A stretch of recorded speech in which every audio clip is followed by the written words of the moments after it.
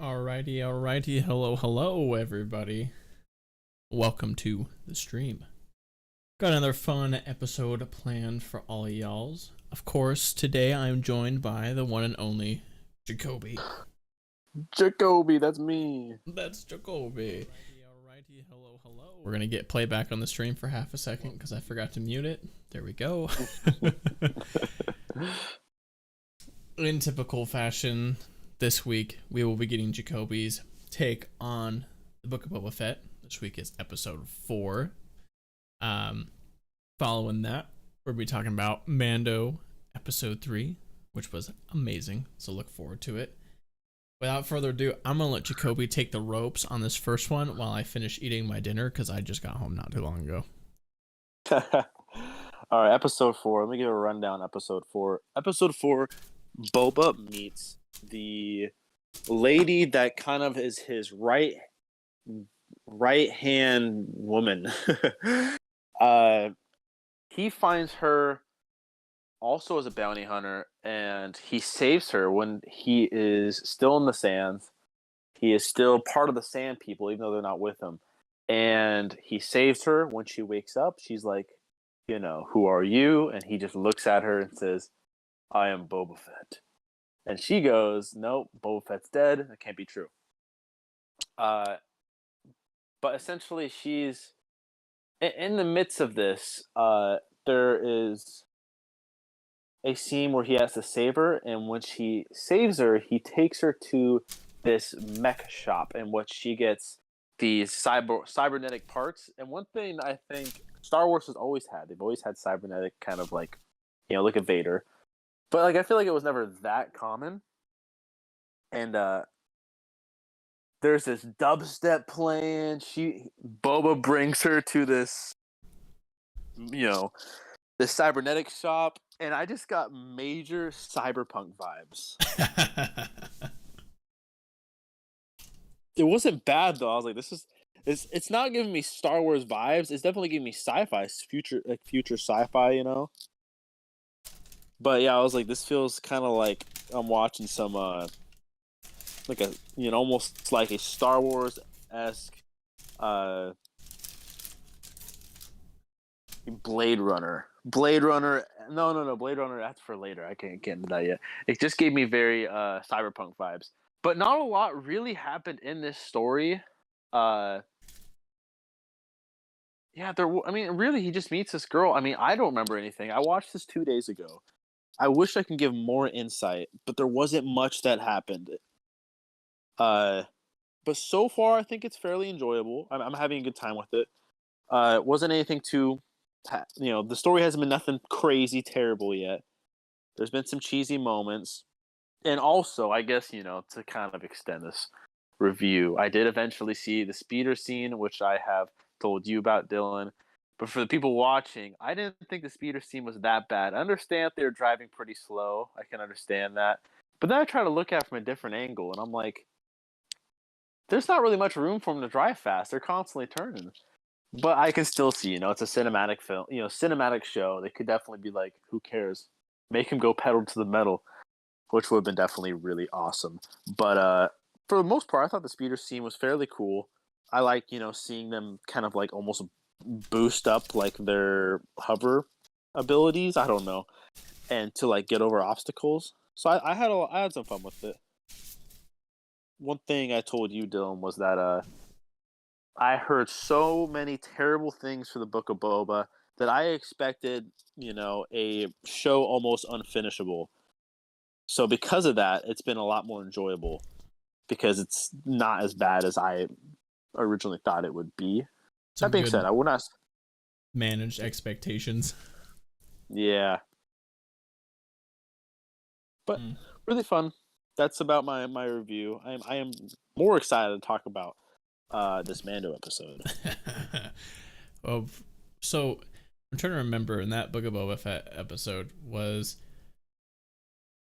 I seem to remember that the episode where it flashes back to when him and Fennec Shan meet, they also go on that mission to steal back Slave One. That this episode? I do not remember. It might not be interesting. It's been too long since I've seen it, but it's okay. We all know you're wrong. You're wrong for liking the speeder chase scene, so we'll just get on. We'll move on past that. I'm sorry. I'm just kidding. All right. Don't you want me to like it? I do actually. I'm actually kind of glad that you do like it. It's very refreshing because yeah, I mean, the Book of Boba Fett was just mediocre for me. I didn't hate it. I just didn't love it. I hated it more than I hated Andor, that's for sure. Because I didn't really hate Andor though, so that's I guess not a fair comparison. Anyways, okay. This week's Mandalorian episode. Wow. First of all, let's talk about that airtime. Freaking almost. I was very happy to see that. Gosh, almost an hour long. I mean, I know it's not. I know it's not entirely all that realistic to expect it always, but I feel like I can expect that always. Like it's doable. They're just not doing it. Well, see, how many shows do you normally watch? Because like I remember me and you talk about kind of like having fillers in shows. I know sometimes you say it's kind of like it's hard to expect that. But as a person, I watch a lot of TV, and because of that, I have a lot of like references. When it comes to what to expect from a show. And I'm like, every show I watch, they're about an hour long. And there's not any fillers, so I always kind of expect, I'm like, okay, if I'm not getting fillers in these shows that are about, like, for example, Outer Banks, a show about some kids on a beach, compared to the galaxy far, far away with unlimited lore, should it be that much to expect more than a 30-minute episode? No, that's a fair point. It's truly a fair point. I guess I've more just adapted to it just to keep my expectations a little lower. My heart of hearts would love hour-long episodes without filler in all the Star Wars shows that we're getting. Also, hello, Brody. I see you in the chat. Psst, back to you. Ooh, it's nice to have Brody in here. Yeah, that's cool. I don't know. I guess it's totally a realistic expectation. I guess in the realm of Star Wars live-action TV, has not been a realistic expectation thus far. Which is lame. But we got it, and it was a sweet episode, and well, God, there's so much to talk about in it at once, but first of all, the whole opening kind of with Bo and Din coming back from the living waters and meeting back up. Whoa, I'm getting ahead of myself. They freaking encounter the TIE interceptors, which was awesome. That was a nice scene. I liked the whole, Bo was like, well, I've made a bunch of Imperial bosses mad, basically. So that's what they think is after them. And then after that tragic bombing of her mansion or whatever, castle, excuse me, she's going to get her revenge. And all of a sudden there's like 40 TIE fighters just out of nowhere. I mean, do you have any theories as to like who that is or where they're coming from or why they were there? I don't have any theories at all. In fact, honestly, everything that happened with Mando has been in the back of my head. Mando and his, I've been so focused on the new characters that were introduced because I have so many theories on it. Oh yeah, that's fair. I wasn't sure if it was like another sect of, because like Gideon's in New Republic prison, but I was wondering if it's like another, his men, or if it's like a Thrawn thing or something, because somebody is coming after them. That was a very intentional attack, and so they know something's going on. Oh yeah. It just makes me so curious. Hello, gentlemen, says Jacob. Hello, Jacob. Welcome. I will say the. Go ahead. I was going to say the fight scenes, with like just the ties and all that. I think they've been really well done. The quality. I love, like when they're flying through the canyons and stuff. Yeah, it's been really cool. Oh God, in the budget, it just looks good. I'm like, yes, finally, it looks good. There's just such an atmosphere to the show that I appreciate. It's got similar shooting as Andor, which I really appreciate, which is something that Book of Boba Fett and Kenobi definitely didn't have. Yeah, and that's one thing too that I'll say. Watching that episode and getting to them fighting through the mountains and everything, that was one of the moments where, for my experience watching Book of Boba, I'm like, wow, the production value is so incredibly different. Yeah, it's night and day different. You still eating over there? Me? Yeah. No, I just took a drink. Oh, okay. Yeah, I got some stuff stuck in my throat when I did it. uh, but if we're not jumping too far ahead here, I would love to go into these new people. Not really new, but these people we're introduced to in the season. There was one more thing I did want to bring up before we get to that part of the show episode, was when they go back into the cave and they're talking to the armorer, and she's tells Din that he's redeemed, and then they say by Creed, "You're redeemed too," to Bo. Ooh, yeah, I forgot about that. I love that. And Bo's like, "I don't walk the way." And then she's like, "Have you removed or did you, bathe in the living waters?" And she says, "Yes." And she's like, "Have you removed your helmet since then?" And she said, "No." And she said, "Then you are basically welcome to stay here." And I think that okay, first of all, let's give props to all these actors who are playing these Mandalorians, including Bo-Katan's character, especially in this scene where they're acting through their helmets so well. Because to me, Bo, it really looked like, she just watched her home castle get bombed, the place she grew up in, and her people already left her. We know that. And now she's like getting this invitation, even if she doesn't necessarily agree with them, to be a part of something. Like, to me, I felt like that was conveyed really well when they said that to her. And I almost like, dang, is she gonna just consider this? Like, is she really considering this and maybe considering living by the old creed? I don't know. I kind of thought that too, and it honestly kind of made me wonder if maybe she wasn't so against it, in the sense that maybe she was just against it because her home world was cursed in a sense, and she just felt bitter towards a lot of their old culture. Yeah, that's totally possible. To answer your question, Brody, yes. The third season started airing. The fourth episode just came out Wednesday. So, yeah, get watching. It's fantastic. Would recommend. You would recommend? Which means basically it's law that you have to watch it now, because I recommended it. You're welcome.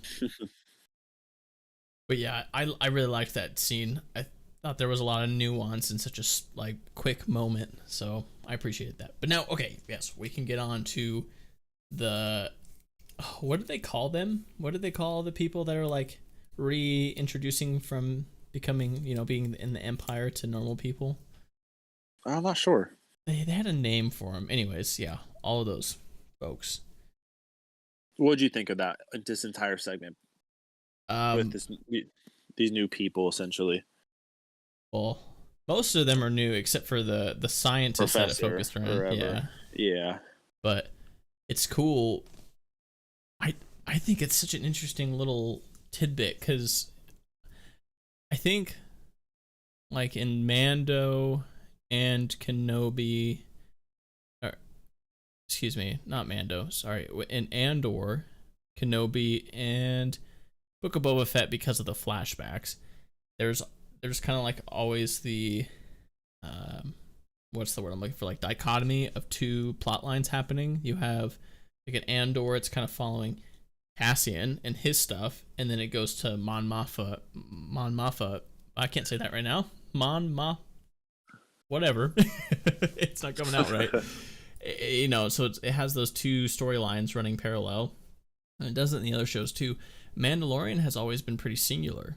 It's always been Mando, what everything he's doing, with little tidbits sometimes where it's other places, but I thought this was a cool introduction. So I'm really interested how much they're gonna like run this other plot line going alongside the story while Mando's doing it, and then how they're gonna, converge together. Right. One thing, also kind of backtracking a bit because this is a thought that just popped in my head. I think Mando is so funny, or I guess Din, because he just seems so dumb to me sometimes, but in like a good way. Like he literally almost drowned, right? Almost died, and the moment he comes back to like consciousness, he's like, "I've been cleansed," or whatever he says. Like, "I've been rebirthed." Like she's over there, like literally, like waiting for him to wake up, and he gets up and he's like, "I'm cleansed." It's like, dude, you're not wondering how you got back up to land? It was obvious to him. He's like, well, there's only one conclusion here, and Bo saved me. But it was more like he just didn't even mention that. He was just like, he's just onto it. You know what? He's laser focused. He knows he's a man of conviction and of mission, and he knows his purpose. He knows his role. He doesn't care about anything else. Yeah, no, it was super. It is silly. I do find it. It's kind of like the yeah, he's not like a simpleton by no means. He's definitely not an idiot or anything like that. Simpleton. I guess that's a better way to put it. I think he's a simple guy. I'll be honest. I do think he's a simple guy that knows his rights and wrongs.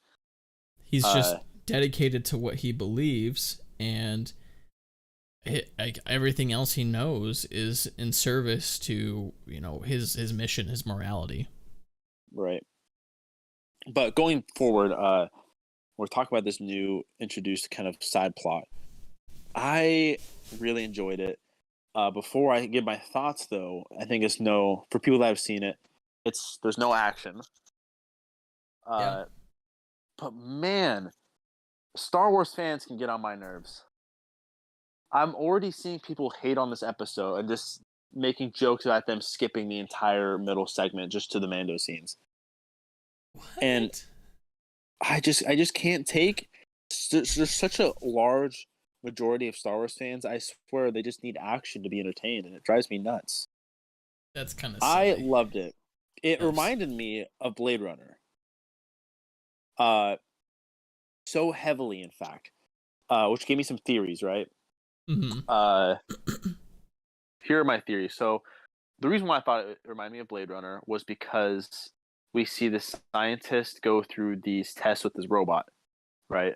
Mm-hmm. Goes through it every single day, and it's very similar to, I don't know if you've seen Blade Runner, but it's very similar in the fact that there's these robotic characters, I guess you say, that kind of works for the government, but they have to go through these tests, right? Where they look at a robot or a person, and they're just given these series of repetitive questions that they always get. It's very similar in that aspect. And you just kind of see, like, is there going to be a different reaction? And it's not even if they don't answer, or even if they still answer the same every single time, you get to see what's their facial expressions. How are they reacting now to these questions? Is there something different? And I think that was something I liked about this character, was like every single time he was asked about like how he feels about certain things, every single time he came back to being questioned, you could tell that he wasn't as firm with his answers. Yeah. I did like too that they also showed almost more of like a darker light when it came to, I don't know, I guess the Republic. Okay. Yeah. But my theory is similar also, which continues my inspiration by Blade Runner. In Blade Runner 2049, the main character, Ryan Gosling, has this moment where he's starting to think, am I human? And he understands how the system moves, but he just the luck of the draw, the things he's finding aren't actually connecting with who he is. So he's like, wait a minute, am I actually human?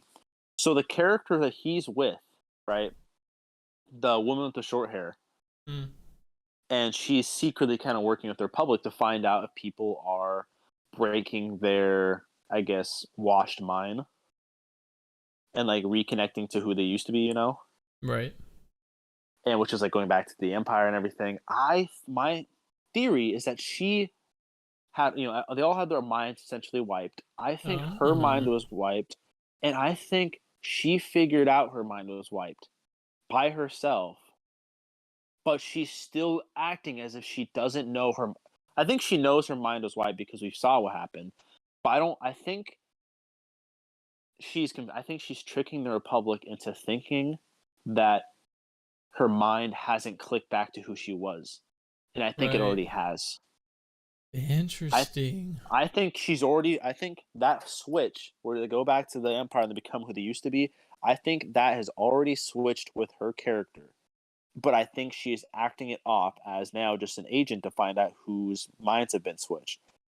But I 100% think that she herself has already switched back to who she was, but she's playing it off towards to the Empire.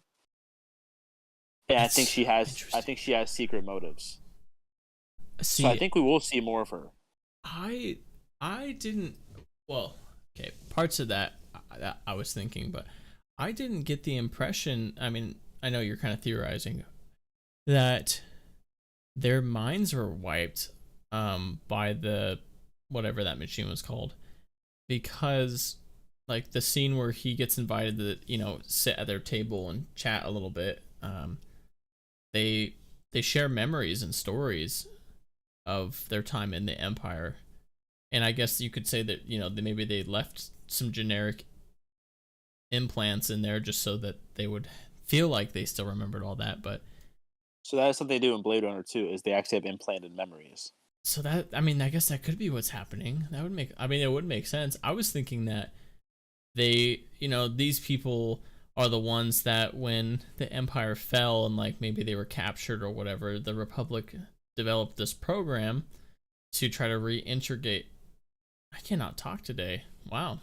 Reintroduce them into society, under the New Republic, because they weren't really of the Empire by their own free will per se. And so they created this housing complex and this program for them to, over time, slowly become citizens again. And with her motives, I do think that she, yes, is aware, whether that be because her memory came back or if they weren't ever erased in the first place, I don't know, but um, that she is working with, like, still working with Moff Gideon because they were on the same destroyer with each other underneath Moff Gideon, and I think she is in some way like a secret agent, if you will. And they knew he was in there, and she was basically tasked with wiping his memory so that he could not be of use to the Republic. Because we see her, I like that. because we see her like in the beginning when he's giving his speech, right? Uh She huh. comes in and sits down and is like watching him give his speech, and then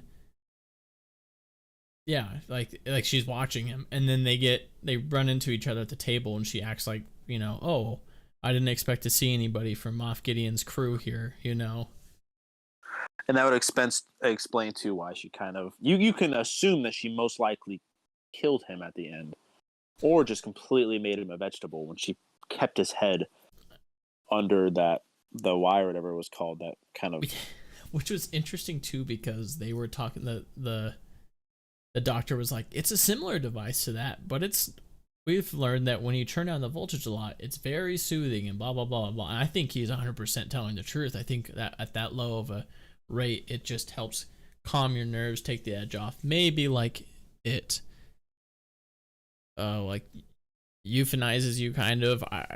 Generically speaking, to the point where you don't have as sporadic of tendencies. It kind of nulls who you are slightly to an extent.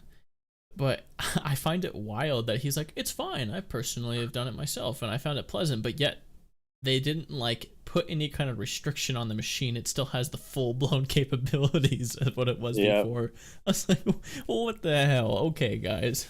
So either they just are wiping people's minds and you're right, or they're just like, eh. I think you're probably right, but I do love my theory. I love your theory too. When you said that, I was like, oh heck yeah, that's so cool. Because I'm a huge Blade Runner fan. I just like the idea of people messing with reality in the sense that this realization, like, wait, am I even real, or like or my memory's real, kind of thing. I really like those kind of play-ons. So I thought it'd be, but honestly, realistically, I don't think Star Wars would do something like that. Mm. It, So yours makes more sense, but that was just because I got Blade Runner vibes with the questioning by the robot when mhm. they kept asking the same questions over and over. That's kind of It where your made me, brain ran. yeah, and that there was kind of like almost like a corruption within the city in a sense, or at least that's how I perceived that as going. That's what they were going. Sure. Made me think of Blade Runner, which made me connect that idea that she was already kind of woken up essentially, but she Mhm. is still acting as if she isn't. I honest, because when they get on the decommissioned Star Destroyer looking for the lab, and she brings up how they must have crossed each other's paths, dozens of times, and she never properly introduced herself. And then they do the whole like, "Hi, I'm such and such," and they give their ranks and everything. Yeah. I think she lied about her rank because I think she was probably some kind of secret operative, even the Empire. Because one, she seemed very good at deceiving people and all that jazz. Um, and then obviously this whole plan that she orchestrated, it makes sense. That seemed like it was a skill trait that she was very comfortable with, Uh especially huh. because of how well she's deceiving the Republic and playing into it. And like she completely built this trust with him and made him feel like they were buddy buddy, sharing these memories and moments. And then like the end scene when she's standing in the operating room and the technician goes to leave and she's like, "Is it okay if I stay? I know he's fallen, but he's still my friend." And it's like so believable. I'm like, there's no way that she was just a communications officer or whatever she said she was. I'm like, no, you were an imperial spy for sure. Uh huh. So that's why I'm really like, God, like whoever sent the TIE interceptors after Bo and Mando have to be connected with what she's doing. Like, I just totally think that's true, Mm-hmm. which is cool. Like, that makes me so excited for what more is going to come in this season specifically. Because there has to be some big baddie behind the scenes that we don't see yet. I know that I don't think they'd go this route. The timelines, I think they might. No, they don't. I don't know. I'm trying to think. They don't. I just this randomly popped in my head. I'm really upset they haven't done anything with Darth Maul Oh yeah. because they teased him in Han Solo. Well, yeah.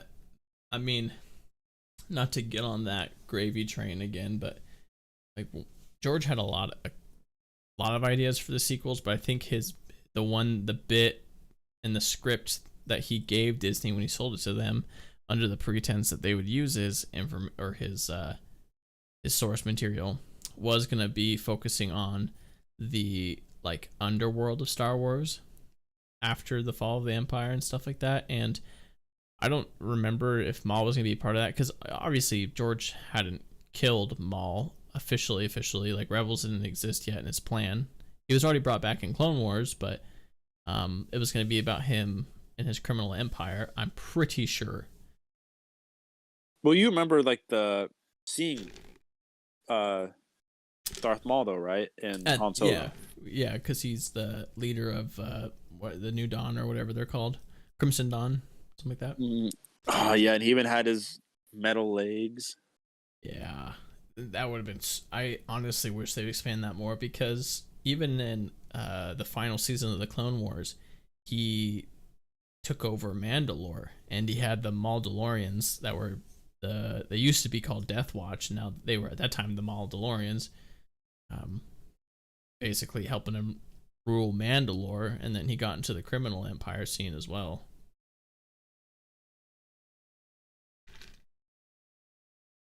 Which would have been cool. But yeah, no, at this point in time, he's long gone. Yeah, I don't really know what the point of them making the Han Solo film was. Well, Money. yeah, the sucky thing is too. Like Kathleen Kennedy said in an interview about she referenced Han Solo and why she thinks it didn't perform well. And her conclusion was is because they didn't have deep fake technology and people didn't like it not being Harrison Ford. That could be maybe true. I enjoyed the movie though. I did too. I really liked it. A lot of people don't, and I know a lot of that. It's probably a lot of, again, it's kind of like the whole Andor thing and everything else, where it has a lot more to do with like the mindset and the state around Star Wars. Because you gotta remember, like Solo came right after the sequels, during all of that, and people Well, were yeah, I also pissed. do think a little part of it too, because I am in a little bit in this boat, which I think the boat I'm in is kind of sailed. But I was in the boat. I was in the boat where we got the sequels, and I was like, okay, cool. If you want to give us a show, great.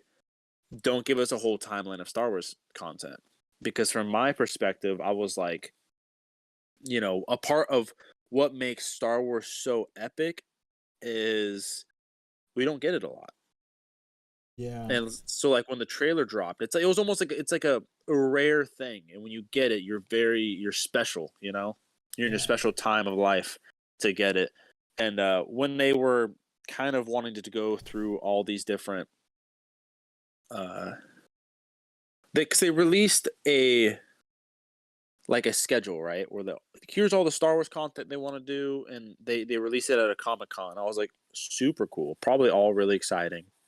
But I was also more upset because I know how Disney can be. And I was like, a Han Solo movie, like, though I love the movie, I remember seeing it and I was like, that, we don't need that. No, not at all.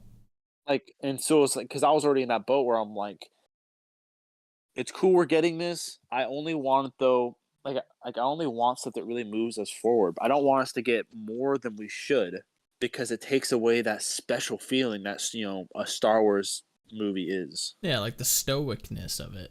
Uh-huh. Absolutely. Exactly. So when I kind of saw we were getting Han Solo and these other things that like just weren't needed, I'm like, oh, they're gonna ruin the name. I didn't have honestly the moment they released their list of all the content they were gonna give us, I was really upset because I didn't have hope to begin with. Mm. Because that's how I feel about with Marvel movies too. I kind of stopped caring about Marvel once I realized they start putting out movies so often, and look what Marvel's dealing with right now. Yeah. Their movies have been sucking. Yep. It's true. Jacob said, I'm literally gathering all my mental energy into not throwing up right now. I need Mandalorian to watch while I die. Well, tell me, Jacob, I'll just speak to you directly. You can watch it when we're done talking. I liked the realization, like, wait, he can hear me. Yeah, Jacob, what he said. You wait till we're done, young man. Then you can have your dessert. Your dessert is me. Oh. Well, Jacob. I yeah, you said some pretty interesting things there, and I'm digesting still. Yes, I agree. Like, it's like Kenobi, okay? I was really excited for Kenobi, but a part of me was like, as much as I love the idea of Hayden and Ewan being back together as Obi-Wan and Anakin, of course, I'm gonna gobble that up. But I agree, like, part of, what makes Vader, for instance, so cool is that he's so stoic. And when he's on screen and you know it. And like that's a moment to pay attention to if you're gonna pay attention to anything. And so I love the idea. There's that, I guess. I love the idea moving forward because of that, and because when they go forward, okay, I'm gonna shoot myself in the foot here for a second. Besides the sequels, like when they go forward, the more they detach themselves from an established storyline with established characters, there's a lot less pressure on anybody to produce something that should be quote unquote a certain way. So they're able to be more creative. And I think that's kind of why like Mando is doing so well, not because it doesn't have like legacy characters, because they're introducing them and they're in there and I think they fit well. They're not the main point of the show, as they shouldn't be.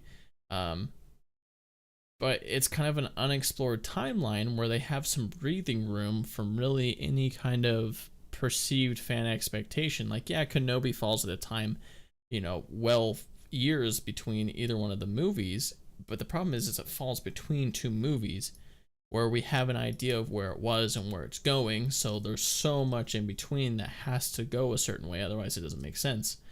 Whereas going forward, I mean, yes, technically Mando falls between the OT and the sequels. It's one, a way bigger time gap, and two, most people would be okay, or maybe I shouldn't say most, but like a large majority of people would be okay if this doesn't have any continuity with the sequels, if that makes sense. And so they have that freedom. And that's kind of what makes me excited about the Ahsoka show. And even though they're playing with a concept that I don't want to become a big thing in Star Wars, and that's the world between worlds, which gets introduced in Rebels and is how Ahsoka is saved.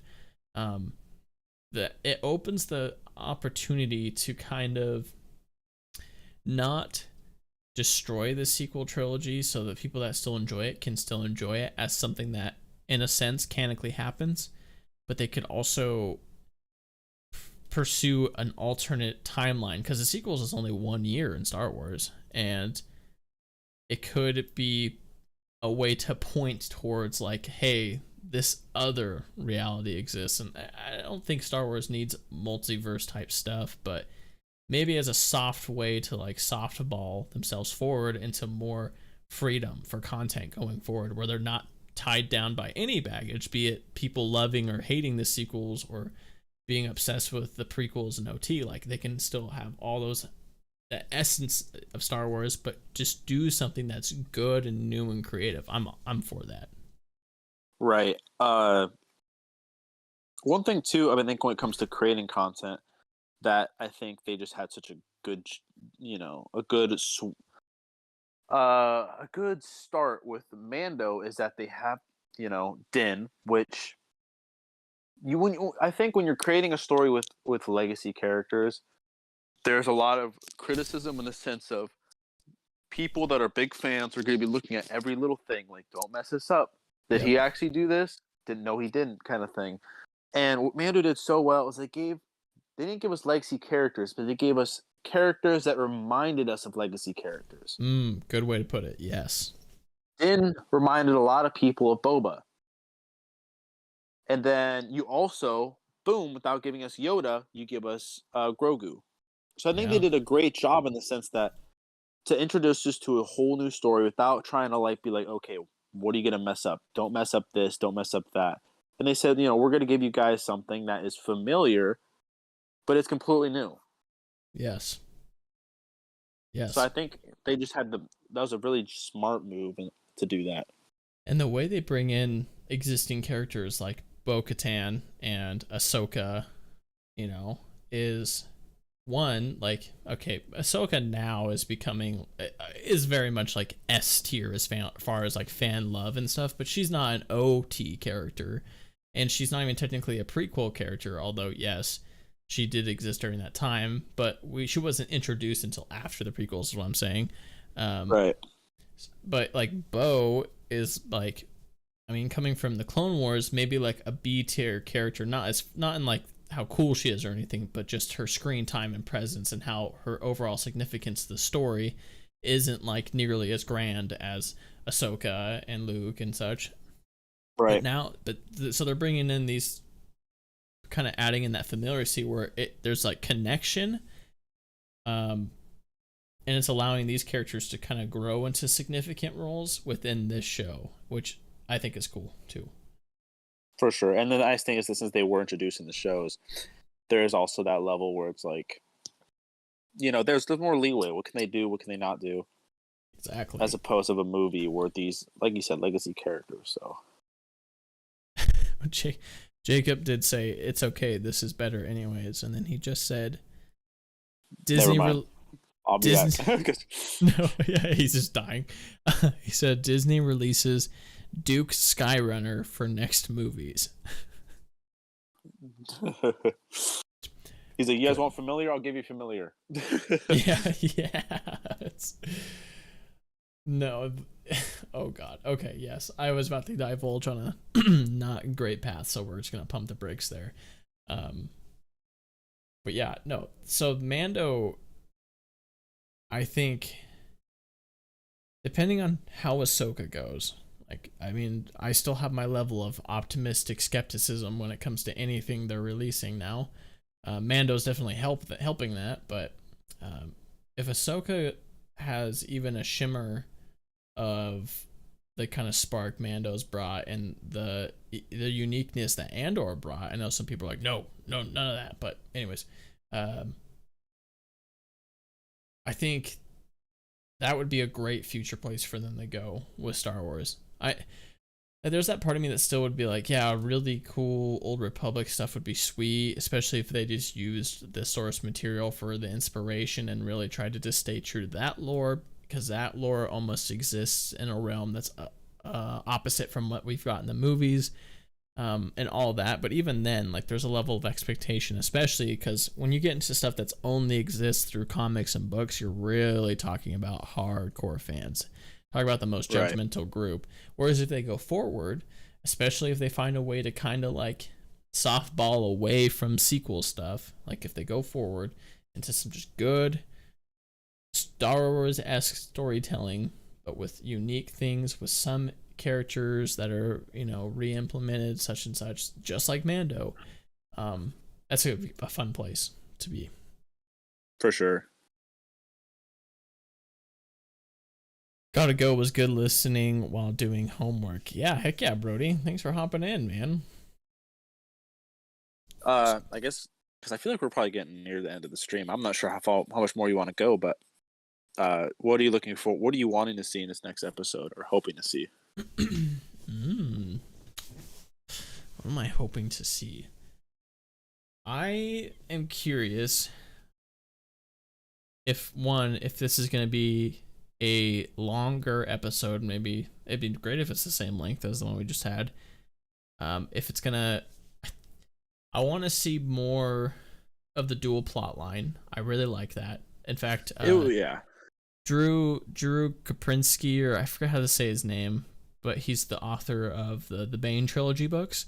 I've noticed this reading them. His style of writing is he writes about two different kind of plots at once and then makes them come together at some point, and I really like that. So I hope they continue that for sure, because I want to see Mando and Bo and what they're doing and what is going to happen with the freaking scientist and stuff, because obviously his intentions were good. And now I need to know more about this spy gal or short hair gal, whatever. So I'm kind of hoping that we see Bo and Din and the clan that I guess she's kind of a part of now. I want to see some development there, the clashing of the ideologies and such. Maybe Bo just gets super rebellious and she's like, F you guys, and just pulls off her helmet in front of all of them, for like wow factor. I don't know. But something there where that kind of plot develops. I'm trying to think of something specific there that I'm trying to say, but there's an interesting tension building and it's getting messy. Like, Bo and the armor are very much opposite sides of ideology. So I'm enjoying that, and I want to see more of that. Don't know how I want to see it, but I want to see it. And then with the other guy, one, I want to know if he's still alive. I think he is. I feel like his mind's going to be pretty roasted, and I think it would be cool to see him have snippets of it still. But we're going to get a better idea of, like, the girl's intentions and maybe see a less than pretty side of the Republic with what they're really doing with these people that they're trying to reintegrate, because it kind of seems a little like dystopian society-esque. I'll say what I would like to see is, if we do see him again, I think it'd be really cool to see him almost just like a perfect human. In a sense that when I say perfect, I more mean like, perfect to what the Republic wants. Yeah. And he almost has like no personality kind of thing. And it's like, it just kind of shows that like, oh, she completely liked this person. Like, this guy is now just does whatever they say. So I think that'd be cool. In terms of what I want to see in this next episode, I'm not really sure. There are things I want to see as we move forward in the show, though. And that being, I would love to see a reason for Mr. Pedro Pascal to take off his helmet. Ooh. Because I don't, honestly, man, I want him to take his helmet off. Very badly. That's fair. Because he's such a great actor. Got such a nice face. So yeah, I would like to see him get that thing off again.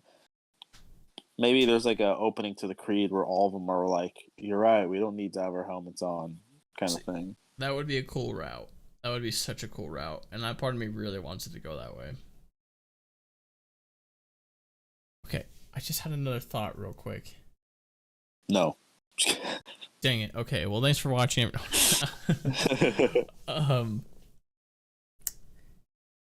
Okay, regardless of if the scientist survives or not, like if he survives, there's no way he's not in some form of vegetable, or like you said, absent of personality, or definitely doesn't remember who he is, or he's dead. Like, how the heck is she gonna cover that up?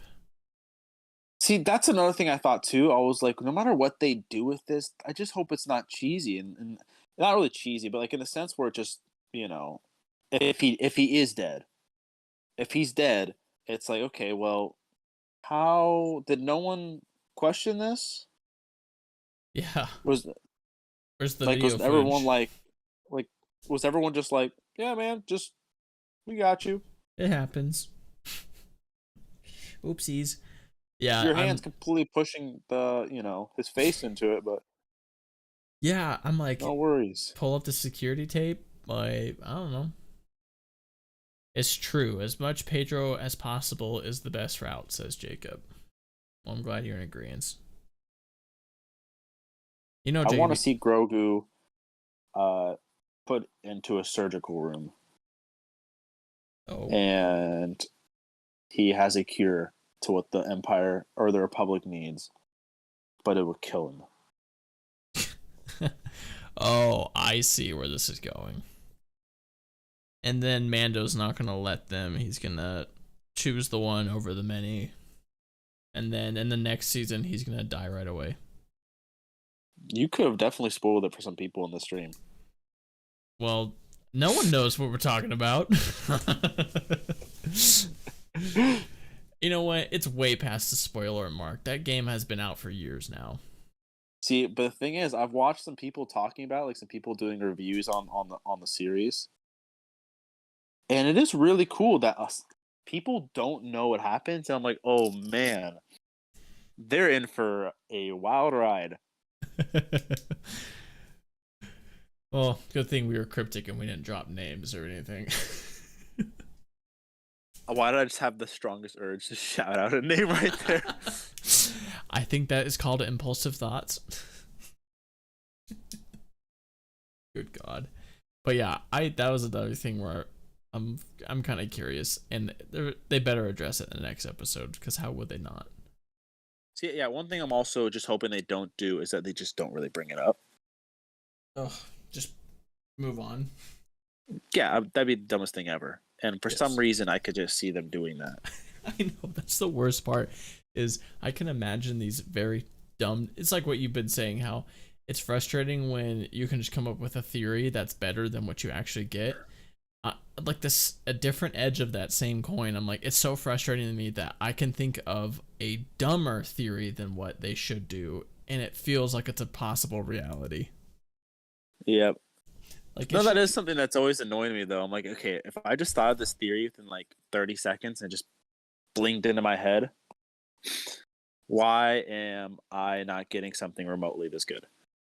Or better, considering when you guys get like, a whole, months and months and inside of a building full of other riders, you guys are all piecing together what to do, and I'm over here like, yeah, let's do this. It'd be really great though. Be really great. Like, come here for a moment. What would be like the best is if Jacob would hurry up and actually start watching this damn season, boy, so he could talk about this with us. Calling you out, like, bro. Calling you out. I see you in the chat. I see your little profile picture. I see your name. Your emojis. Sudjiki left the chat. Well, the good thing it's coming up as Jacob Jackson, so there's no hiding from it. No hiding from who you are. You're a fake fan. You don't watch Mando? You're a fake fan. Sorry, that was my toxic side coming out.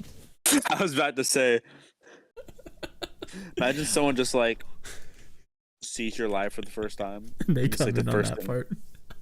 Yeah, they just see that and they're like, oh, okay. Never mind, I'm done. I actually saw a comment on, I think it was an like a Star Wars Instagram post or something, and it was something, I don't know. He was making some kind of comment, and he ended it with "like us real fans," and I was like, "Dang, bro, gatekeeping doesn't look good on anybody, no matter how justified you may or may not be." Jacob says, "I know, okay. I have to reactivate my Disney Plus." LOL. You know what? Here it is. Jacob, oh wait, how am I gonna do this? You're both slacking. Okay, one of you needs to be the first one to pull the trigger, whether it be you reactivating your Disney Plus or Jacoby finally getting Wi-Fi. And then when one person does it, the other person has to follow through. Boom.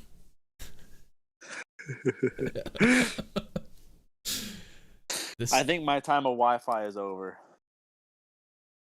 No. Maybe not. I don't know. Because, I mean, if I were to get like a year contract or whatever, so it's cheaper. But I didn't even know. yeah, I'm not gonna live here for another year. Wait, are you gonna live in Eugene for another year? No, I'm not. Oh, you are gonna move. Yeah. Shoot. Well, To your basement. We don't have a basement. I wish I did though. It's actually when I buy a house, my probably maybe not my number one thing, but it's like in my top 5 things of must-haves is a basement. Not like a full basement that you can go into and live in. Nice. Yeah. Your emphasis on the live. Yeah, because I want to put my office down in the basement and have a really nice sound isolated recording studio in there.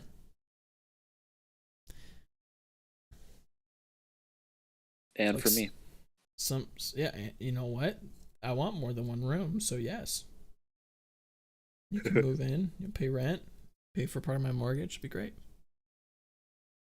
I could put a little kitchenette down there, you can have a fridge, maybe like a little stove. Finn would have 2 more friends. Finn could have more friends. Oh, AKA, I guess technically 3 more friends. Yeah. And then hopefully Aki doesn't beat him up too hard. Yeah.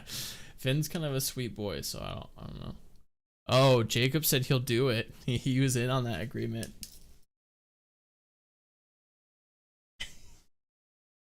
This is a 2-part thing. You guys just want me to play COD with you. Dang it. He figured out my ulterior motives. Okay. Well, it's been fun, folks. But I worked for 11 hours today. I was only home for a few minutes before doing this.